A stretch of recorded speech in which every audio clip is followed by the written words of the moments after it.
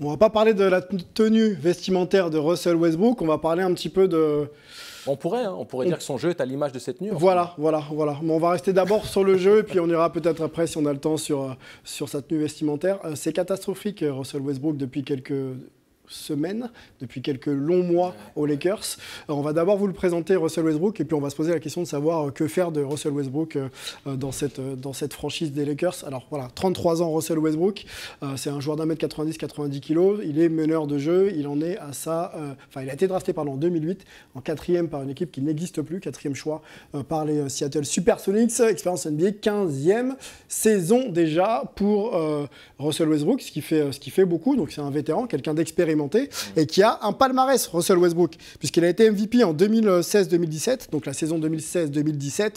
Il a 2 titres de MVP au All-Star Game, 9 All-Star, 9 All-NBA, 2 fois meilleur scoreur de la Ligue et 3 fois meilleur passeur. C'est un joueur qui a joué donc pas pour les Seattle Supersonics, mais pour OKC, qui est passé ensuite du côté des Rockets de Houston et ensuite Washington et les Lakers aujourd'hui.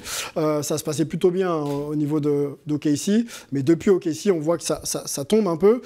Comment déjà on peut expliquer la perte d'impact sur le jeu et sur le plan statistique de Russell Westbrook depuis son départ d'OKC? Alors, moi, je trouve ça assez simple. Déjà, il y a 2 raisons majeures pour moi. La première, c'est qu'il vieillit, donc physiquement, il est un peu moins fort physiquement, c'est assez logique. Tu disais 15 saisons NBA, ça marque un joueur, surtout un joueur qui, comme lui, aime l'impact physique, le côté athlétique, etc. Et ensuite, il est parti d'OKC pour essayer de gagner des titres. Donc, il va d'abord à Houston et il se dit, je me mets au service du barbu pour gagner un titre. Donc, il se met de lui-même un petit peu sur le côté. Ensuite, il lui demande son trade, il va à Washington, où là, c'est Bradley Beal qui est le numéro 1, et donc là aussi, il se met à son service. Donc, c'est logique que ses stats soient un peu en rapport avec le fait qu'il se mette de lui-même en position numéro 2 en attaque. Oui, c'est un élément qui est intéressant, Fred le note bien. Et je pense aussi que... moi, je me positionne en tant qu'arrière shooter et donc joueur extérieur. Ouais. Parfois, c'est des petits détails qui, à l'œil nu ou à l'œil inéduqué, ne vont pas vraiment sortir du lot, mais pour faire baisser son pourcentage et commencer vraiment à tomber dans le doute, il ne faut pas grand-chose. Et comme lui, c'est il a une propension énorme à perdre des ballons. Il a un jeu à risque, clairement. Et on le voit, j'ai regardé les 3 matchs des Lakers depuis le début de la saison. Ouais. Toutes les finitions où d'habitude, on regarde les années où encore ça passait, la plupart du temps à Washington, ça ne rentre plus. Des lay-up main gauche qu'il ne met plus, des petits jeux postés où il se retourne et il rate de manière assez flagrante. Ce ne sont pas des mauvais tirs, en tout cas c'est des tirs qui sont dans son registre et des tirs qu'il maîtrise parfaitement. Et donc son pourcentage commence à sombrer. Derrière les pertes de balles, ça fait, voilà, on dirait que tout s'acharne sur lui, comme si le mauvais œil ou le mauvais sort était sur les épaules de Russell Westbrook. Il est bien meilleur que ce que ses statistiques disent à l'heure actuelle, et il est bien meilleur que ce jeu qu'il nous propose. Les statistiques, on les voit, à l'Ouest depuis le début de saison, 4 sur 15, 0 sur 3 points. 8% à 3 points. 8% à 3 points. Et les tirs grands ouverts. Oui, c'est ça. C'est qu'on ne le respecte plus aussi. Non. Voilà. En plus, comme on ne le respecte plus, forcément tu perds confiance, parce que le mec ne te regarde même pas quand tu shootes. Imagine qu'on met le pivot défensivement sur lui pour qu'il reste dans la raquette. On le supplie de shooter, t'imagines? Melvin, analyste de jeu NBA, on sait que tu aimes bien ça. Tu as suivi la carrière de Russell Westbrook. Tu le vois encore du côté des Lakers, en Californie, non loin de San Francisco. On le dit en difficulté, il est en difficulté. Que faire de Russell Westbrook, selon toi? Moi, je pense, comme je l'avais dit déjà la semaine dernière, on a fait la prévue des Lakers. Pour moi, la question, est-ce qu'il faut le trader? Pour moi, la question, c'est quand? Et malheureusement, il aurait dû être tradé cet été. Je pense que ça aurait été la meilleure solution pour lui. Ça aurait été la meilleure solution pour les Lakers, parce qu'il ne faut pas oublier que les Lakers, quand tu as LeBron James et Anthony Davis, et que tu veux essayer de jouer le titre, tu dois construire une équipe qui va autour de LeBron, et ce n'est pas le cas avec Russ et avec d'autres joueurs. Et le problème pour Russ, comme Angelo et Fred l'ont dit, il a besoin du ballon pour jouer. Et si tu décides de le mettre en une sorte de joueur qui peut défendre, amener de l'énergie et qui reste dans le corner en attaque parce que LeBron est celui qui doit avoir la balle, ça va pas marcher.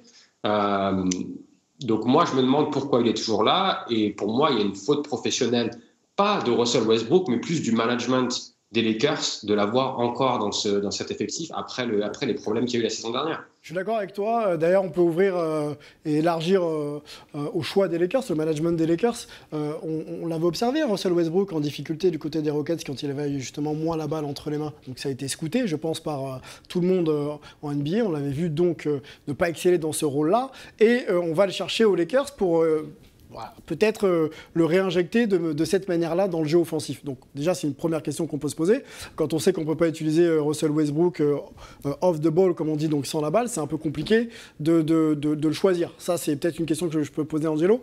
Mais on a également une intersaison où on sait que ça va pas marcher. On l'a vu pendant quasiment toute une saison avec les Lakers. Et on repart avec le même joueur en octobre. Comment on peut l'expliquer ? Le vrai problème, pour moi, c'est pas la présence intrinsèquement de Russell Westbrook au sein de l'effectif. C'est son utilisation ? C'est ce qu'il y a autour de lui. Pour que Russell Westbrook soit un joueur performant, il a besoin d'être entouré de shooters qui gardent la menace et qui gardent la défense concernée hors de la ligne et hors de la raquette. Si tu as une raquette qui est complètement compacté de par le fait qu'on puisse mettre un pivot sur Russell Westbrook à l'heure actuelle, qu'il n'y ait pas un joueur au niveau des Lakers, au-delà de Reeves, qui puisse écarter la défense. LeBron a un très mauvais pourcentage au tir. Ils ont perdu Caldwell Pope. Ils ont perdu tous les mecs qui étaient à même de pouvoir conserver, on va dire, la défense en respect. Ils étaient là l'an dernier. Westbrook n'était pas meilleur. Hein. Il était tout de même un peu meilleur qu'à l'heure actuelle. C'est juste que c'est encore plus, on va dire, prononcés puisqu'ils sont dramatiques de manière globale. C'est-à-dire que ce n'est pas un problème Russell Westbrook, c'est un problème Lakers. Global, ok. Ouais. Problème global, Antoine, je te lance sur la globalité. Le projet de jeu des Lakers ne semble pas avoir évolué pendant l'intersaison. Comment tu vois justement l'équipe évoluer autour de Russell ou pas ? Est-ce que c'est un joueur sur lequel on peut compter encore ? Je pense que là, on a tout dit. Hein. Ça ne fonctionne pas. On ne voit pas trop comment ils vont trouver des clés. Alors, certes, ils ont un nouveau coach, Darvin Ham. Donc, il y a encore des choses à mettre en place et peut-être que ça va s'améliorer. Mais là, on est vraiment sur des choses historiques, quoi. Il est à 41% en termes de défense sur lui quand il shoot. C'est le taux le plus bas historiquement de loin. On a eu 2 joueurs qui étaient en dessous de 50%. Ils étaient à 49%. C'était Joachim Noah et Julie deuxième. Peut-être que quelqu'un s'en rappellera en plateau. Mais donc voilà, c'est vraiment plus personne ne le respecte. Les fans aussi s'acharnent sur lui. On a vu des vidéos à Los Angeles. Sur Internet, c'est encore pire. On a tous vu les mêmes où il y a Tupac en mode grand-père. Si Westbrook était shooter, Tupac serait encore en vie. Nous, du côté de New York, on a même vu des choses. Ouais, les tours jumelles qui seraient encore là à New York si c'était lui qui était pilote dans l'avion. Enfin voilà, on commence à avoir des trucs vraiment sales un peu partout. Ouais. Et voilà, c'est pas le genre de choses qu'on a envie de voir autour du jeu. C'est pas le genre de choses qu'on a envie de voir pour résumer la carrière d'un joueur qui, qu'on aime ou qu'on n'aime pas, a quand même apporté pas mal de choses dans... 3 saisons en triple-double, quand même. Hein. 4, pardon. 4. Oui, 3 de suite. Et effectivement, 4 saisons en triple-double. On voit d'ailleurs les chiffres là. C'est le leader, 194 triple-double. Oscar Robertson est le deuxième et il a longtemps été le premier, Russell Westbrook. Je voudrais, moi, qu'on s'attarde encore sur son cas. C'est un joueur vétéran, on l'a dit. Est-ce qu'il est... pour vous, capable de s'adapter à sa propre situation et de peut-être changer les facettes de son jeu pour rester un joueur NBA. On voit un Carmelo Anthony qui n'a pas de contrat aujourd'hui parce qu'il a toujours été un peu unidimensionnel, shooter, mais pas forcément bon défenseur. Est-ce que Westbrook, il va un peu sur le même terrain là ? Alors, moi, je pense que Westbrook a la capacité de rebondir, mais pas à Los Angeles. Okay. Los Angeles, il est malheureux, tu sens que le mec n'est pas bien. L'enfant du pays, il est revenu en héros. Il est en train de partir, on vient de l'expliquer, tout le monde s'acharne sur lui. Et encore une fois, tu l'as dit tout à l'heure, et je crois que tu étais d'accord, Angelo, tout le monde parle de lui, sauf que Rob Pelinka a beaucoup d'erreurs à son actif. Ouais. Et finalement, LeBron James, de l'avoir fait venir, connaissant lui-même son propre jeu, et avec son QI basket, comment, à un moment, il a pu dire, il va y avoir un fit avec... lui et moi, enfin c'est pas possible. Quelque part, il y a une incohérence dans ça. Donc je trouve que c'est facile de mettre une tête de Turc du côté des Lakers, mais que de toute façon, il peut pas rester. Après, s'il n'y a pas eu de trade aussi, c'est 47 millions les gars. C'est dur à échanger. 47 millions à encaisser, c'est pas si facile que ça aussi. Et en plus, les Lakers veulent pas lâcher du tout leur premier tour de draft. parce qu'ils étaient pour parler Parce avec que là, Indiana. Et sans les tours de draft, il n'y aura pas d'échange. Il serait dans une configuration pour le moyen terme très, très compromise si ils acceptaient de faire un trade avec Westbrook en lâchant les tours de draft. Là, ils se mettent dans une situation compliquée. Il y a deux éléments. Ouais. Il y a deux éléments. Il y a le premier élément, c'est le fait que Russell Westbrook, 3 fois meilleur passeur de la NBA, c'est un joueur qui a besoin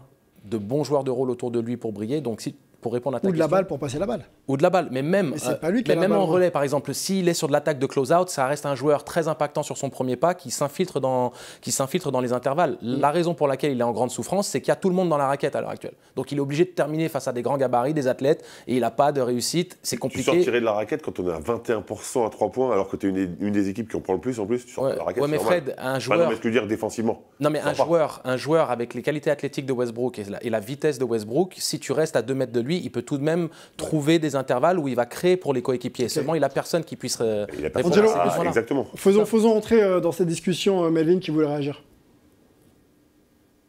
Ouais, non, parce que quand on parle de ça, et c'est vrai qu'il y a d'autres joueurs qui sont défendus comme Russell Westbrook, le grand ami d'Angelo, Ben Simmons, mais surtout, moi, je pense à Draymond Green.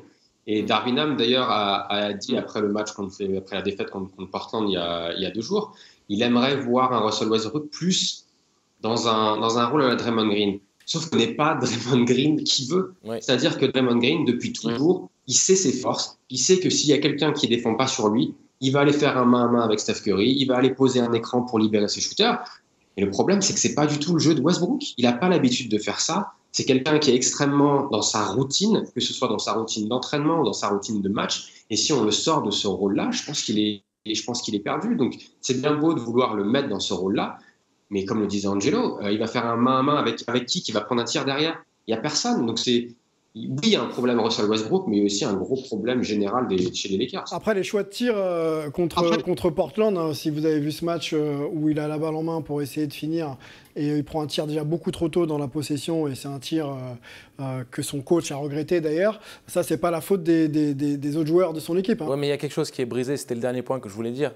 Quand psychologiquement un joueur il est hors de sa zone de confort, de son bien-être, et Westbrook, comme tout autre joueur de basket, je ne parle même plus de joueur NBA, je parle de basket, tu as besoin de cette sérénité émotionnelle. Et le problème, et je pense que Fred, tu peux attester de ça, dans le vestiaire des Lakers et au sein de l'organisation, la considération qu'il a, le traitement qu'il a des supporters des Lakers, il est affreux.